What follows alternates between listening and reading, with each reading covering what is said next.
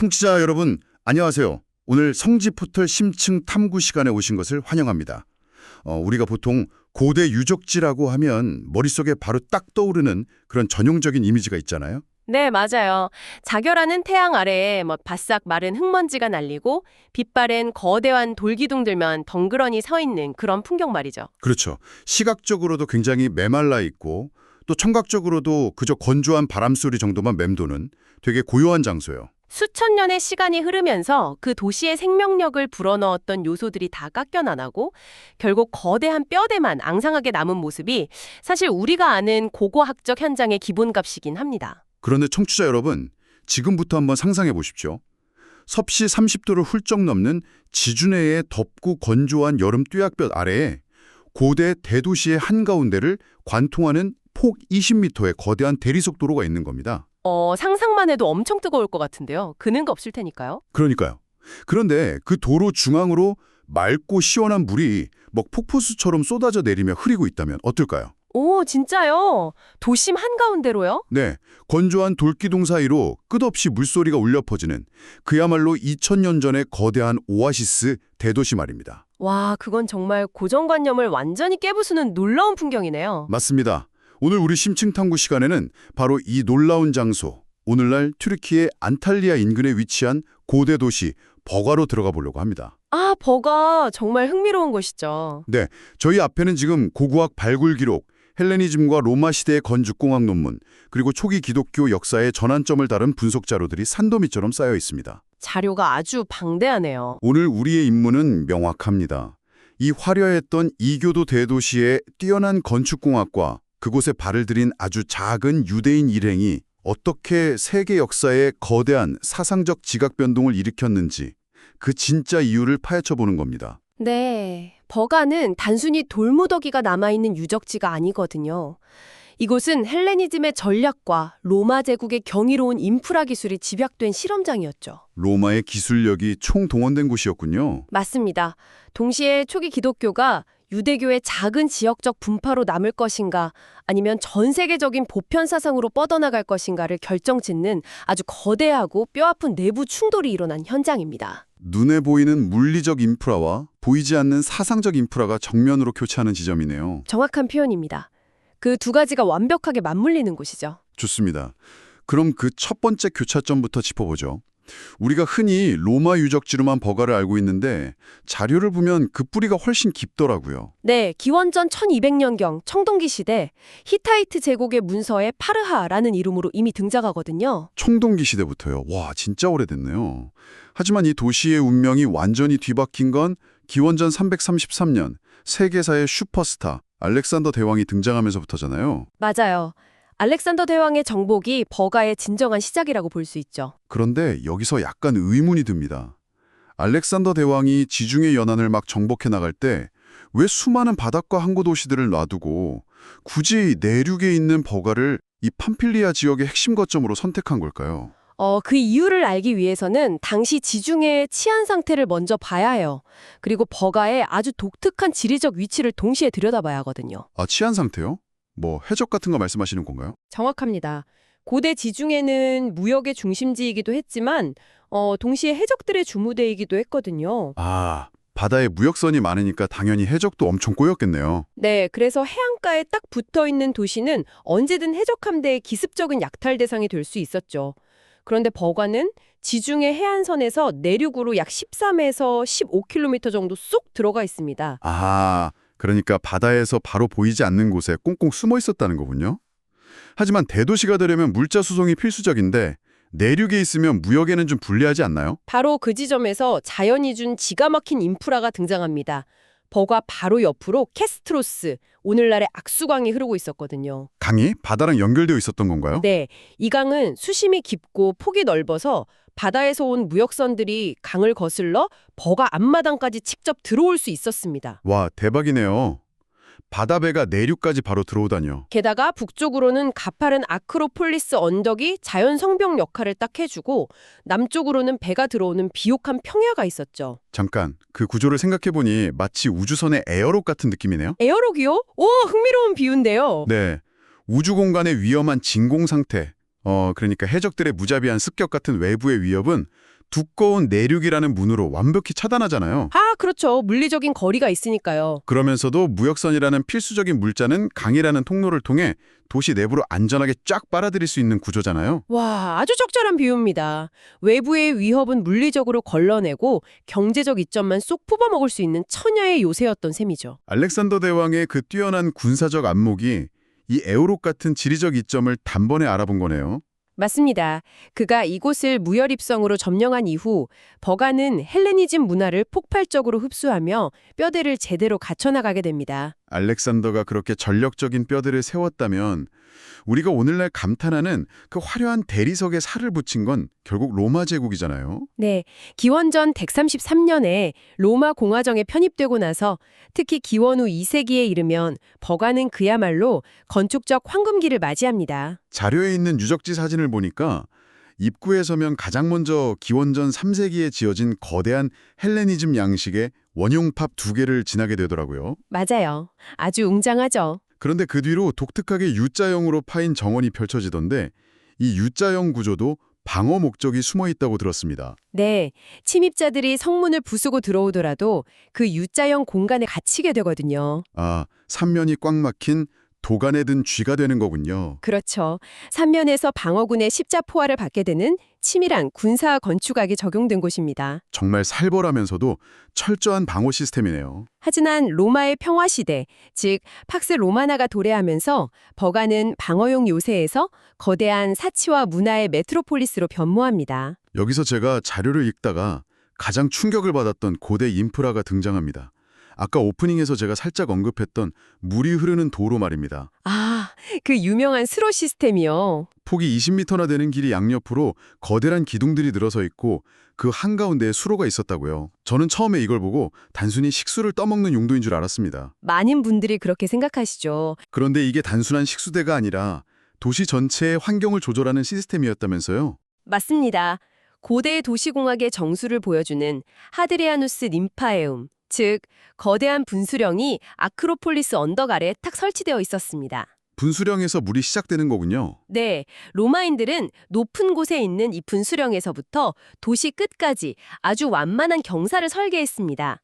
물이 고여있는 게 아니라 도로 중앙의 대리석 수로를 따라 찰랑거리며 끊임없이 흘러내리도록 한 거죠. 중력을 이용해서 도시 전체에 물을 계속 순환시킨 거네요. 그런데 그게 어떻게 환경 조절, 그러니까 냉방 효과를 내는 건가요? 혹시 증발 냉각의 원리라고 들어보셨나요? 아, 물이 마르면서 열을 빼앗아가는 그 원리요? 정확합니다. 지중해의 여름 햇볕을 받아 달궈진 대리석 도로에 끊임없이 차가운 물이 흐르면 물이 증발하면서 주변의 열을 확 빼앗아갑니다. 와, 진짜 똑똑하네요. 실제로 도로 주변의 온도를 몇 도 이상 낮추는 물리적인 천연 에어컨 역할을 했던 겁니다. 시각적으로 쏟아지는 폭포수와 끝없이 흐르는 물소리는 덤이었고요. 떼약볕 아래 대리석 도시에서 막 시원한 물길 옆을 걷는 기분이라니 오늘날의 최고급 리조트 조경 부럽지 않았겠네요. 건조한 지역에서 이런 환경을 구축했다는 게 진짜 믿기지 않습니다. 로마가 자연마저 통제할 수 있는 막강한 권력의 과시이기도 했죠. 우리는 사막 한가운데서도 물을 흐르게 할 수 있다. 이런 자신감의 표현이랄까요? 정말 대단합니다. 게다가 시민들을 위한 오락시설의 규모도 상상을 초월하더라고요.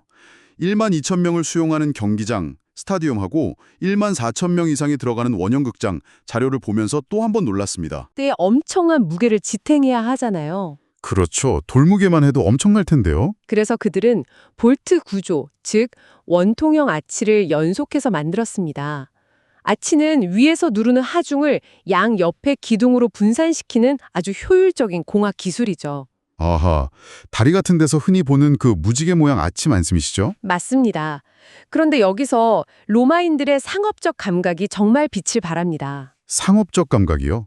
극장 짓는데 맨 상업인가요? 이 아치 구조가 만들어낸 스탠드 하단의 빈 공간들을 그냥 빈 채로 두지 않았어요. 하나하나 벽을 쳐서 상점이나 작업장으로 임대를 준 것입니다. 잠깐만요. 하중을 견디기 위해 어차피 만들어야 하는 빈 공간을 상가로 활용했다고요? 네, 공간 활용의 극지죠. 아니 이건 오늘날 대형 동고장 1층에 복합 쇼핑몰이나 식당가 지어서 수익 내는 거랑 똑같은 비즈니스 모델 아닙니까? 2000년 전에 이미 주상복합 개념을 도입했다니 정말 소름이 돋네요. 맞아요. 실제로 그 공간에서 발견된 비문들을 보면요.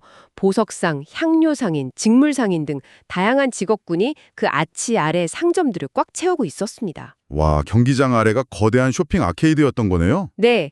그리고 1만 4천석 규모의 극장 무대 벽면에는 포도주와 쾌락의 신인 디오니소스의 생애가 대리석에 아주 정교하게 조각되어 있었고요. 도시 전체가 거대한 오락과 소비, 그리고 이교도적 숭배의 중심지였습니다. 종교 이야기를 하니까 플랑키아 마그나라는 인물을 짚고 넘어가지 않을 수가 없네요. 버가는 사냥의 여신인 아데미, 그러니까 아르테미스 숭배가 지배하는 도시였는데 이 아데미 신전의 최고 사제이자 정치가였던 여성이 바로 이 플랑키아 마그나였죠. 네, 고대 사회에서 여성이 이토록 막강한 권력을 지닌 경우는 흔치 않거든요. 대단한 철의 여인이었나 보네요. 그녀는 자신 가문에 막대한 부를 쏟아부어서 도시의 입구를 아주 화려하게 장식하고 수많은 조각상을 세웠습니다. 오늘날 버가 유적지에서 발견되는 주요 조각상들의 기단에는 그녀의 이름이 빠짐없이 새겨져 있을 정도죠. 도시 전체를 자신의 스폰서십으로 도배를 한 거군요. 버가는 정말 거대한 자본, 로마의 최첨단 기술력, 그리고 다신교적인 화려함이 완벽하게 결합된 흠잡을 데 없는 거대 제국의 심장이었네요. 그렇죠. 완벽한 물리적 힘의 결정체였습니다. 자, 청취자 여러분, 머릿속에 이 압도적인 대도시의 풍경을 한번 그려보십시오.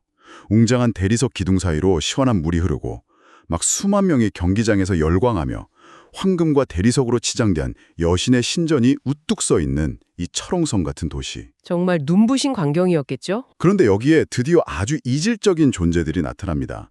먼지투성이의 초라한 3명의 유대인 여행객, 바로 사도 바울의 1차 전도 여행팀이 지중해를 건너서 이 버가에 도착한 겁니다. 분위기가 완전히 반전되는 순간이네요. 네, 사도행전 13장 기록을 보면 바나바, 사울, 그러니까 바울, 그리고 마가 요한 일행이 이 압도적인 도시에 발을 내딛습니다. 그런데 여기서 정말 이해할 수 없는 아주 돌발적인 사건이 터집니다. 팀에 큰 위기가 찾아오죠. 버가에 도착하자마자 팀의 핵심 조력자였던 마가 요한이 돌연 팀을 버리고 예루살렘으로 짐을 써서 떠나버립니다. 아니, 전문가님 대체 왜죠? 굉장히 당황스러운 상황이었을 겁니다. 방금 전까지 에어록처럼 안전하고 모든 물자가 풍부한 완벽한 도시라고 하셨잖아요. 무슨 해적이나 전염병이 무서워서 도망갔다는 단순한 가설로는 사실 잘 납득이 가지 않는데요. 네, 물론 지리적인 험난함이나 타우루스 산맥의 도적대에 대한 두려움이라는 표면적인 이유도 분명 존재했을 겁니다. 말라리아 같은 질병설도 있고요. 네, 그런 현실적인 문제도 있었겠지만요. 하지만 사회학적, 신학적 자료들을 교차해서 분석해보면 그 이면에 아주 깊고 심각한 이데올로기적 충돌이 숨어 있다는 것을 알 수 있습니다. 크게 2가지 차원인데 첫째는 리더십의 교체고 둘째는 유대인 정체성의 붕괴 위기입니다. 정체성의 붕괴요. 아니, 선교하러 온 사람들인데 무슨 정체성이 붕괴한다는 건가요? 먼저 리더십 부분을 보면요. 여행 초기만 해도 기록에는 항상 바나바와 사울이었습니다. 바나바가 먼저 나오죠. 아, 바나바가 원래 더 높은 리더였군요. 네, 특히 마가 요한에게 바나바는 삼촌이기도 했고 예루살렘 교회에서 아주 존경받는 전통적인 리더였죠. 그런데요? 그런데 구브로 섬을 지나서 버가에 도착할 즈음 리더십의 무게중심이 완전히 로마식 이름인 바울에게 넘어가 버립니다. 성경의 기록도 바울과 그 일행으로 확 바뀌어버리죠. 아, 갑자기 삼촌이 뒤로 밀려나고 새로 합류한 바울이 팀의 원톱 리더가 되어버린 거네요? 마가 요한 입장에서는 좀 섭섭했겠는데요. 충분히 그럴 수 있죠. 하지만 마가가 짐을 싼 더 결정적인 폭탄은 따로 있었습니다. 바로 바울이 내세운 새로운 선교의 방향성이었죠. 바울이 어떤 폭탄 선언을 했길래 팀이 산산조각이 난 건가요? 바울은 율법, 그중에서도 특히 할례와 음식규례라는 유대인의 절대적인 정체성 마커를 이방인들에게는 요구하지 않겠다고 선언한 것입니다. 네, 율법을 요구하지 않는다고요? 네, 1세기 유대인들에게 율법 없이 이방인과 함께 밥을 먹는다는 건 단순히 식양의 문제가 아니었어요. 이건 사회적 종교적 자살행위나 다름없었습니다. 아, 수천 년간 지켜온 선민의 식을 통째로 포기하라는 뜻이었으니까요. 맞습니다. 마가 요한의 입장에서는 정말 하늘이 무너지는 충격이었을 겁니다. 그러니까 마가 요한의 입장에서는 갑자기 굴러온 돌인 바울이 삼촌의 리더십을 빼앗더니 이제는 자기 조상들이 목숨 바쳐 지켜온 유대교의 핵심 규칙마저 이방인들에게 전부 다 포기하겠다고 나선 거군요. 그렇죠. 아주 급진적인 변화였죠. 보수적인 예루살렘 출신인 마가 요한에게 이것은 묵고할 수 없는 이단적 행위나 사회적 질서의 파괴로 보였겠네요. 정확히 그겁니다. 그래서 마가가 자신이 출발했던 파송지인 안디옥으로 가지 않고 굳이 전통적인 유다 기독교 지도자들이 있는 예루살렘으로 돌아갔다는 사실이 매우 중요합니다. 아, 안디옥이 아니라 예루살렘으로요? 네, 바울의 이 위험하고 급진적인 사상을 고위층에 보고하고 바로잡아야 한다고 판단했을 가능성이 큽니다. 세상에, 겉으로는 그냥 힘든 여정에 지친 동료가 도망간 뼈깊은 실패담인 줄 알았는데 사실 이 이탈 사건은 초기 기독교가 유대교라는 아주 좁고 폐쇄적인 민족 종교의 울타리를 박살내는 과정이었네요. 맞습니다. 국경과 인종을 초월하는 거대한 세계적 사상으로 나아가기 위해 필연적으로 겪어야 했던 엄청난 이데올로기적 진통이었던 거죠. 와, 스케일이 확 달라지네요. 마가의 이탈은 단순히 개인의 나약함이 아니라 훗날 기독교 역사에서 가장 중요한 회의로 꼽히는 예루살렘 공의회를 촉발시키는 결정적인 도화선이 되었습니다. 유대교의 규칙을 이방인에게 강요할 것인가? 아니면 오직 믿음만으로 그들을 받아들일 것인가? 이 논쟁 말씀이시죠? 네, 버가에서 일어난 이 작은 팀의 분열이 훗날 전 세계의 운명을 바꾸는 거대한 논쟁의 불씨가 된 것이죠. 하지만 그건 한참 나중에 긍정적인 결과고 당정 버가에 남겨진 바울의 입장은 좀 처참하지 않았을까요? 인간적으로는 아주 참담했을 겁니다. 그 압도적이고 화려한 로마의 대도시 한가운데서 핵심 동료는 배신하고 떠나버렸잖아요. 사실 저는 바울이 멘탈이 무너져서 버가에서는 아무것도 못하고 그냥 산맥을 넘어 쫓기듯 떠나버린 줄 알았습니다. 첫 방문 때는 실제로 그랬습니다. 아, 진짜 쫓겨난 거였나요? 마가가 떠난 직후 바울 일행이 버가에서 사역을 했다는 기록은 없거든요. 서둘러 험준한 타우루스 산맥을 넘어서 비시디아 안디옥으로 올라가 버리죠. 철저한 실파처럼 보였습니다. 거대한 도시의 위용과 내부의 분열 앞에 무릎을 꿇은 거네요. 하지만 여기서 역사에 놀라운 반전이 일어납니다. 사도행전 14장의 기록을 보면 1차 전도 여행을 모두 마치고 다시 집으로 돌아가는 길에 바울은 그 험한 산길을 거슬러 굳이 이 버가로 다시 돌아옵니다. 아니, 실패했던 장소로 다시요? 네, 피하지 않았습니다. 그리고 마침내 그곳에서 실패를 정면으로 마주하고 말씀을 전파합니다. 와, 동료가 배신하고 처참하게 실패했던 그 뼈아픈 장소를 외면하지 않고 기어이 다시 찾아와서 사상적 씨앗을 꾹꾹 눌러 심고 갔다는 거군요. 바울의 대단한 신념이죠. 바울의 이 집요한 재방문이 훗날 버가라는 도시에 물리적으로 어떤 엄청난 결과를 가져왔는지 우리 앞에 놓인 이 고고학 발굴 자료들이 똑똑히 증명하고 있잖아요. 그렇습니다. 고고학 발굴 현장은 수백 년의 시간을 건너뛰어서 바울이 뿌린 사상이 어떻게 제국의 그 단단한 돌기둥들을 집어삼켰는지 생생하게 보여줍니다. 어떤 변화가 있었나요? 4세기 로마 제국이 기독교를 공인한 이후에 플랑키아 마그나가 막대한 돈을 들여 후원했던 그 거대하고 화려한 아데미 여신의 신전은 서서히 허물어져 흙먼지 속으로 사라졌습니다. 여신의 시대가 저문 거군요. 네, 그리고 그 자리를 대신해 도시 곳곳에 웅장한 비잔틴 양식의 기독교 바실리카, 즉 거대한 대형 교회당들이 세워지기 시작했죠.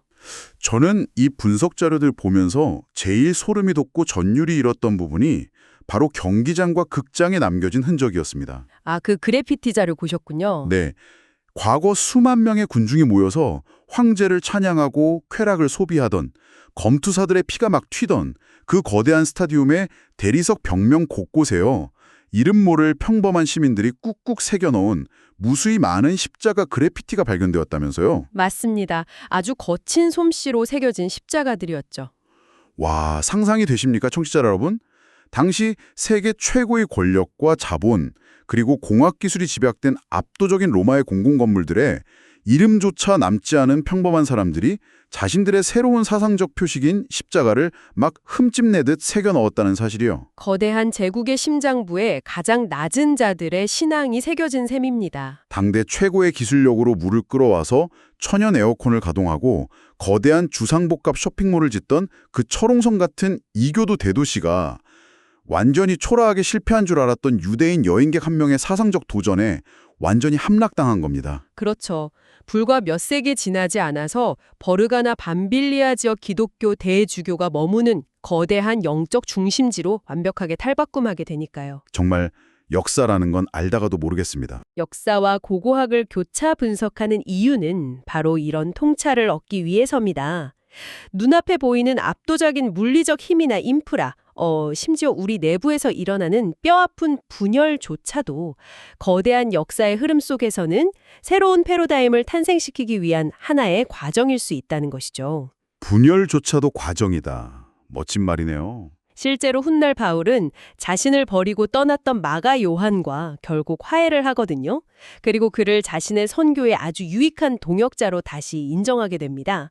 사상적 충돌이 결국은 더 넓은 통합과 성숙을 만들어낸 것입니다. 그렇군요. 갈등이 파멸이 아니라 확장의 계기가 된 거네요.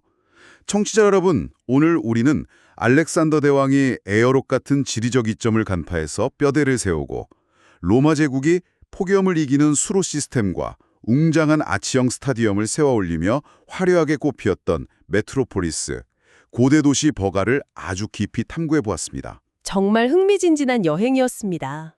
이 압도적이고 거대한 도시 앞에서 동료가 짐을 싸서 떠나버리는 처참한 분열을 겪었던 바울은 실패를 회피하지 않고 돌아와 눈에 보이지 않는 거대한 사상적 기반을 닦았습니다. 네, 그 꺾이지 않는 의지가 세상을 바꿨죠. 그리고 그 보이지 않는 사상은 결국 그 견고했던 대리석 신전들을 허물고 도시의 영혼 자체를 완전히 바꿔놓았습니다. 오늘 성지 포탈의 심층 탐구를 마치면서요. 여러분이 일상 속에서 스스로 한번 곰곰이 생각해 보실 만한 도발적인 질문을 하나 던지며 마무리하겠습니다. 어떤 질문일지 기대가 되네요. 시간이 흘러서 11세기경 버가의 무한한 불을 가져다주며 무역선들을 도시 앞마당까지 쑥쑥 실어나르던 그 거대한 캐스트로스 강은 결국 켜켜이 쌓인 토사물에 막혀버렸습니다. 자연의 변화 앞에서는 속수무책이었죠. 혈관이 막혀버린 도시는 급격히 쇠퇴했고 결국 아무도 살지 않는 버려진 폐허가 되었습니다. 화려했던 대리석 기둥은 무너져 내렸고 도로 중앙을 폭포수처럼 시원하게 흐르던 그 놀라운 로마의 수로 시스템도 바짝 말라버렸죠. 영원할 것 같던 제국의 인프라가 멈춘 겁니다. 하지만 그 척박하고 메마른 땅에 바울이 남긴 보이지 않는 이데올로기와 신앙의 유산은 로마 제국 전체를 집어삼키고 오늘날 전 세계로 뻗어나갔습니다. 그렇다면 청취자 여러분, 당대 최고의 건축공학과 거대한 자본이 만들어낸 눈에 보이는 버가의 물길과 보잘것없는 한 인간이 실패를 딛고 돌아와 닦아놓은 눈에 보이지 않는 사상의 길 중 진정으로 인류의 역사를 관통하며 지금까지 마르지 않고 흐르고 있는 가장 강력한 인프라는 과연 무엇일까요? 바로 그겁니다. 처음 우리가 상상했던 메마른 돌무더기 사이로 쏟아져 내리던 버가의 화려한 천연 에어컨 수로를 다시 한번 머릿속에 떠올려 보십시오. 눈에 보이는 그 맑은 물은 천년 전에 이미 말라버렸지만 3명의 유대인이 조심스레 가져왔던 또 다른 거대한 사상의 물결은 수천 년이 지난 지금도 여전히 인류 역사의 심장부를 관통하며 힘차게 흐르고 있습니다. 역사적 사실이 주는 묵직한 울림이네요. 이 거대한 역사의 아이러니와 보이지 않는 사상의 힘을 오늘 하루 곰곰이 씹어보시길 바랍니다. 오늘 저희가 준비한 심층 탐구는 여기까지입니다. 다음 시간에도 여러분의 지적 세계를 완전히 뒤집어 놓을 놀라운 자료들을 산더미처럼 쌓아두고 다시 찾아오겠습니다. 청취자 여러분, 안녕히 계십시오.